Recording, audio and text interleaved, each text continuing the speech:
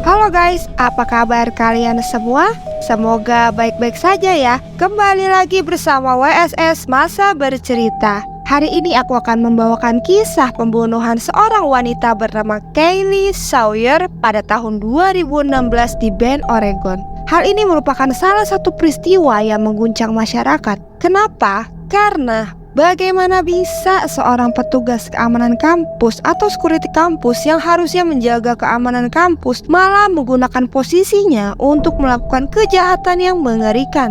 Bagaimana kisah selengkapnya? Yuk, mari kita simak.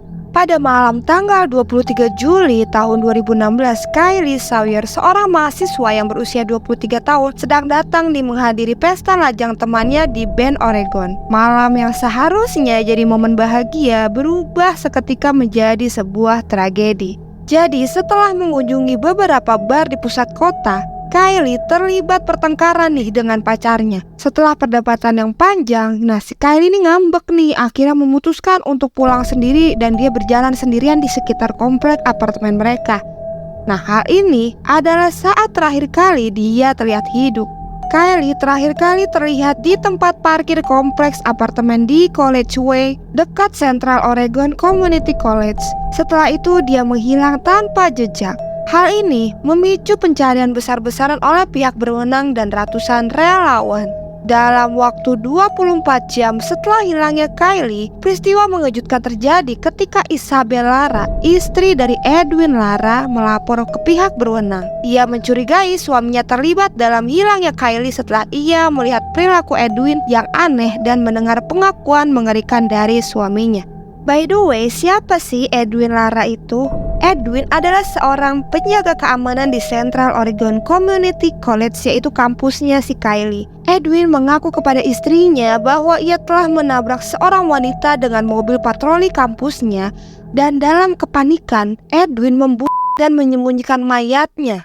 Edwin langsung meninggalkan rumah dan membawa pistol 9mm milik Isabel dan pergi dengan Nissan Altima-nya. Saat itulah Isabel langsung pergi ke polisi untuk melaporkan apa yang telah diceritakan kepadanya. Polisi tahu mereka harus segera menemukan Edwin untuk memverifikasi cerita dan mencegahnya melukai orang lain. Polisi langsung datang menggeledah rumah Edwin dan gudangnya. Lalu ia menemukan tas putih berisi sepatu hak tinggi, tas berisi dompet hitam, paspor, kartu kredit, dan batu yang berlumuran darah serta segumpal rambut. Di sana juga polisi menemukan sepatu boot kerjanya Edwin, guys.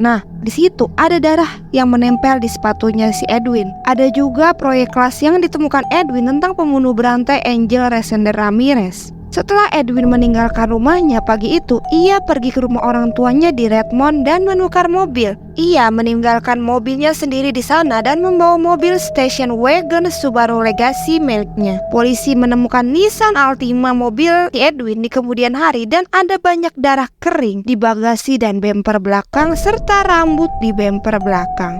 Saat di perjalanan, Edwin bertemu dengan seorang wanita bernama Andrea Elizabeth. Saat itu dia sedang berada di dalam mobil sambil berfoto-foto, sambil mengunggah foto-fotonya dia ke sosial media. Dia langsung masuk ke dalam mobil Andrea dan langsung menodongkan pistol ke kepalanya, langsung memerintahkan Andrea untuk menyetir mobilnya ke arah yang tidak diketahui oleh Andrea. Edwin langsung menyuruh Andrea menyetir ke arah California. Andrea yang sedang ketakutan, nurut aja dong disuruh sama si Edwin yang namanya diri tolongin senjata ya guys.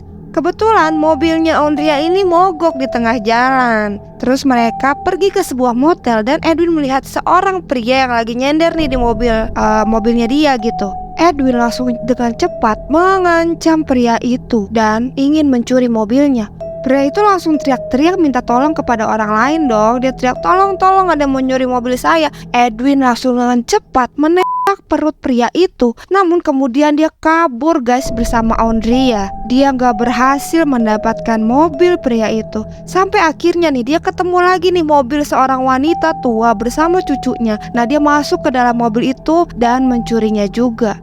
Wanita bersama cucunya itu ikut dengan Edwin bersama Andrea. Mereka berjalan sampai akhirnya si wanita tersebut bersama cucunya diturunkan di pinggir jalan, guys. Lalu Edwin dan Andrea melanjutkan perjalanan lagi, guys. Dia nggak tahu tuh tujuannya mau kemana. Sampai akhirnya dalam situasi yang penuh kepanikan dan ketakutan, setelah beberapa jam berkendara berdua sama Andrea tuh, Edwin akhirnya menyerah dan menelpon 911 untuk menyerahkan diri. Setelah itu tidak memerlukan waktu lama, polisi langsung menangkap Edwin dan Andrea. Polisi langsung menangkap Edwin Lara dan dia diadili atas tuduhan pembunuhan, penculikan, dan beberapa kejahatan lainnya. Meskipun ada upaya dari tim pembelanya untuk mengurangi hukuman dengan alasan gangguan kognitif, Edwin akhirnya mengakui perbuatannya dan ia dijatuhi hukuman penjara seumur hidup tanpa kemungkinan pembebasan bersyarat. Selama persidangan, terungkap detail mengerikan tentang bagaimana nih Edwin merencanakan semuanya dan melaksanakan kejahatan tersebut. Jadi guys, dia udah lama nih mengincar Kylie. Kebetulan saat Kylie sedang sendirian, dia merasa itu adalah kesempatan yang sangat berharga baginya.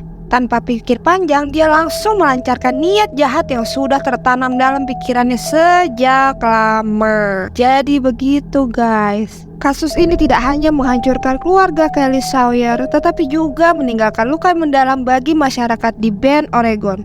Perguruan tinggi tempat Edwin bekerja juga menghadapi tuntutan hukum dari keluarga Kylie yang menyalahkan institusi tersebut atas kurangnya pengawasan terhadap karyawan mereka. Gugatan yang diajukan oleh keluarga Kylie menyoroti kegagalan perguruan tinggi dalam melakukan pemeriksaan latar belakang yang memadai terhadap Edwin Lara, serta kegagalan mereka dalam merespon keluhan sebelumnya tentang perilaku Edwin yang mencurigakan. Kasus ini akhirnya diselesaikan dengan kompensasi sebesar 2 juta US dollar, tapi sayang 1000 sayang, trauma yang ditinggalkan tidak dapat diukur dengan uang. Ya, jadi begitulah guys, kisah mengerikan tentang seorang wanita yang diperkaos dan dihabisi oleh security kampusnya sendiri. Bagaimana menurut kalian kasus ini? Pantas gak sih si Edwin hanya mendapatkan hukuman seumur hidup? Apa harusnya dia dihukum mati juga?